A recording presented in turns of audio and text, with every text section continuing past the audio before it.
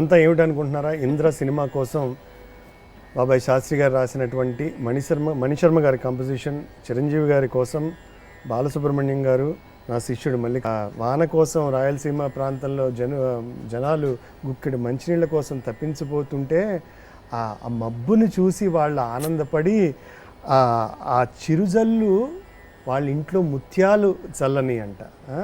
అసలు చరణం పాడకుండా ఉండలేకపోతున్నాను. మళ్ళీ నీ శృతిలో పాడడం నాకు ఇబ్బంది అయినా నువ్వు మేనేజ్ చేసే తర్వాత.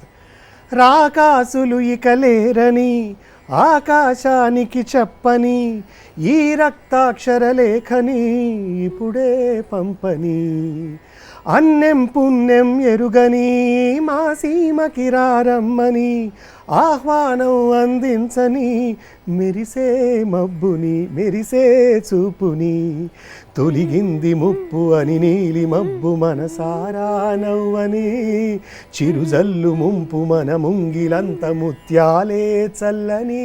ఈ మాట చెప్పాను. తొలిగింది ముప్పు అని నీలి మబ్బు మనసారా నవ్వని, చిరుజల్లు ముంపు మన ముంగిట ముత్యాలే చల్లని. అంటే ఒక చిన్న జల్లి వాళ్ళ ముంగిట్లో కురిస్తే వాళ్ళ ముత్యాలు రాలినంత సంబరపడుతున్నారంటే గుక్కెడు మంచినీళ్ళ కోసం వాళ్ళు ఎంత తప్పించిపోయి ఉంటారు కదా. ఆ తపనని ఈ మాటల్లో ఎంత గొప్పగా, తొలిగింది ముప్పు అని నీలి మబ్బు మనసారా నవ్వని, చిరుజల్లు ముంపు మన ముంగిలంత ముత్యాలే చల్లని.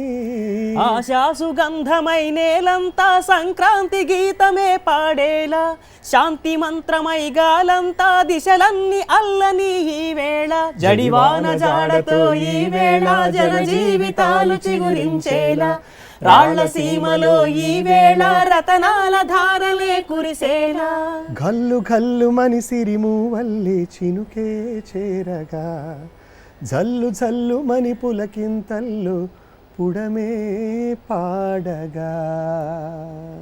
ఎక్సలెంట్. ఇంత అందమైన పాట, ఎంతో అర్థవంతమైన పాట, ఎంతో భావంతో కూడిన పాట, ఎమోషనల్ సాంగ్.